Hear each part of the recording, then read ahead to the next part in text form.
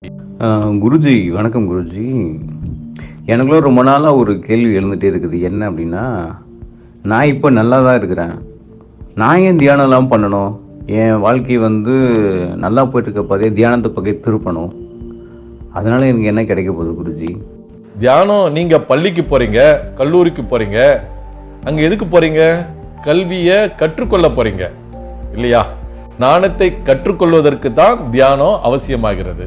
இதை நீங்க புரிஞ்சுக்கணும். தியானத்துல ஞானத்தை பெற்றுக்கொள்ளலாம். ஞானம் கிடைத்து விட்டால் அனைத்தும் உங்களுக்கு கிடைக்கும். இதுதான் உண்மை. நீங்க படிச்சிட்டீங்க, வேலைக்கு போயிட்டீங்க, சம்பாதிக்கிறீங்க, இப்போ உங்களுக்கு தேவைப்படாது. உங்க வேலையை ஒரு நாளைக்கு உங்களாலேயே செய்ய முடியாது. உங்க உடம்ப நீங்களே தூக்க முடியாத ஒரு சூழ்நிலை உங்களுக்கு வரும். அப்ப என்ன செய்வீங்க? மற்றவங்க உதவிக்கு தேவைப்படும். அப்படிங்கிற ஒரு நிலைமை வரும்போது இந்த ஞானம் உங்களுக்கு பயன்படும். இந்த தியானம் செய்வதனால் ஞானம் அடைவது மட்டுமல்ல, தன்னம்பிக்கை உங்களுக்கு ஏற்படும். தன்னம்பிக்கை ஏற்படுவது மட்டுமல்ல, உங்களுக்கு ஆரோக்கியம் ஏற்படுகிறது, உங்களுக்கு சுய முயற்சி ஏற்படுகிறது. உங்களுடைய வெற்றிக்கான படிக்கட்டு இந்த தியானம். முடியாது என்பது உங்களுடைய அகராதியில் இருக்கக்கூடாது. நீங்க உங்க வேலைகளை நீங்க செய்து கொண்டு இந்த வாழ்க்கை பயணத்தை நீங்க எப்பொழுதுமே வெற்றிகரமா நடத்தணுங்கிறது தான் இதனுடைய நிலை. அதனால நீங்க உங்களை நீங்கள் அறிந்து கொள்ள வேண்டும்.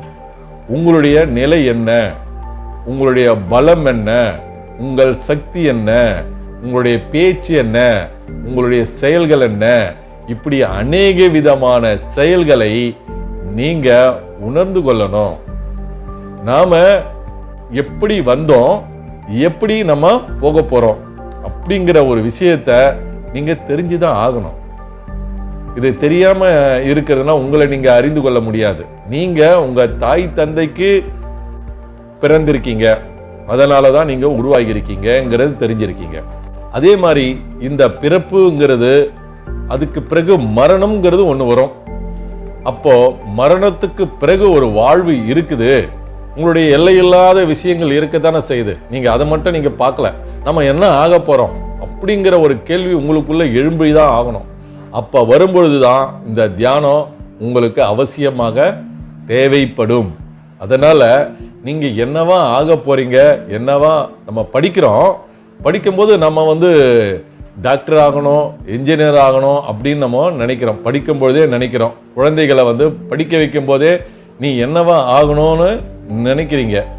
ஆனா அது போல ஆகிறாங்களாங்கிறது அடுத்த கேள்வி. ஆனா உங்களை நீங்கள் அறிந்து கொண்டால் நீங்க என்னவாக ஆக போறீர்கள் அப்படிங்கிற ஒரு விஷயத்தை சொல்றதுக்கு தான் இந்த தியானம். நீங்க பிறகு என்னவாக இருக்க போறீங்கிறது தெரிஞ்சுக்கிறதுக்கு தான் தியானம். அது அறிவு, அது பேரறிவு அப்படின்னு சொல்லக்கூடியது. ஆகையினால நீங்க உங்களை நீங்க அறிந்து கொள்ளுங்கள். அறிந்து கொள்வதற்கு நீங்கள் தியானம் செய்தாக வேண்டும். தியானத்தினுடைய பலன்கள் உங்களுடைய ஆரோக்கியத்தையும் மனதையும் செம்மைப்படுத்தக்கூடியதுதான் இந்த தியானம். மனதை ஒருநிலைப்படுத்துவதுதான் இந்த தியானம். ஆகையினால மனதை ஒருமுகப்படுத்துவதற்கு நீங்கள் தியானம் செய்து ஆக வேண்டும் என்பது